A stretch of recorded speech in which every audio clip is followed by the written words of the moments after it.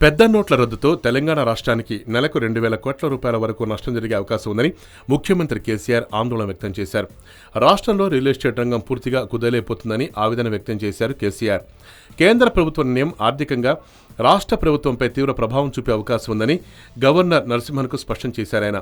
పెద్ద నోట్ల రద్దు, నిధుల లభ్యత లేకపోవడంతో ఆదాయాన్ని సమకూర్చే వ్యవస్థలన్నీ దెబ్బతిన్నాయని ప్రభుత్వం గుర్తించిందని, నష్ట నివారణ దిశగా కదిలేమని ఆయన గవర్నర్కు నివేదించారు. కరెన్సీ రద్దు ప్రభావం రాష్ట్ర సొంత ఆదాయ వనరులపై తీవ్ర ప్రభావం చూపిందని, కేంద్రం నుంచి కూడా ఆశించిన స్థాయిలో నిధులు రావటం లేదని కేసీఆర్ ఆందోళన వ్యక్తం చేశారు.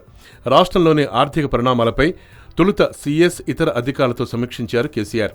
ఆ తర్వాత వారితో కలిసి రాజ్భవన్కు వెళ్లారు. నోట్ల రద్దు, రాష్ట్రాలకు కేంద్రం చెల్లించాల్సిన పన్నుల వాటా తగ్గింపు, ఇలాంటి పరిణామాలపై 2 గంటల పాటు చర్చించారు. రాష్ట్ర ఆర్థిక పరిస్థితిని వివరించి నివేదికను కూడా అందించారు. కరెన్సీ రద్దుతో రాష్ట్రానికి నెలకు 2,000 కోట్ల వరకు నష్టం జరిగే అవకాశం ఉందని సీఎం కేసీఆర్ వివరించారు. రాష్ట్రంలో రోజు 3,000 రిజిస్ట్రేషన్లు జరిగేవి. బుధవారం 150, గురువారం 300 మాత్రమే జరిగాయి. ఇవన్నీ గతంలో కట్టిన చలానాతోనే జరిగాయి. భూముల రిజిస్ట్రేషన్ల ఆదాయం ప్రభుత్వానికి రోజు 20 కోట్ల చొప్పున నెలకు 320 కోట్లు వస్తుంది. ఇది 90% పడిపోతుందని అని కేసీఆర్ ఆందోళన వ్యక్తం చేశారు.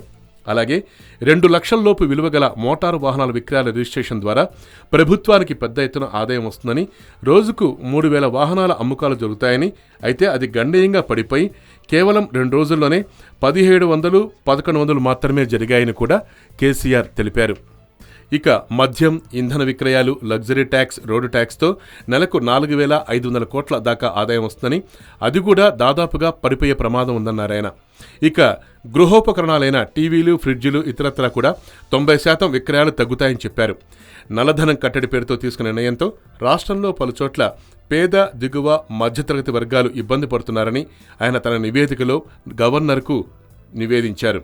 నోట్ల చలామణి అకస్మాత్తుగా నిలిపివేయడంతో పాలు, కూరగాయలు, నిత్యావసరాలకు ప్రజలు బాగా ఇబ్బందులు పడే పరిస్థితులున్నాయని, చిల్లర వర్తకం దెబ్బతింటుందని కూడా కేసీఆర్ ఆవేదన వ్యక్తం చేశారు.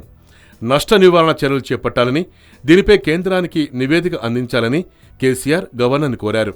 Yo-yo news, Hyderabad.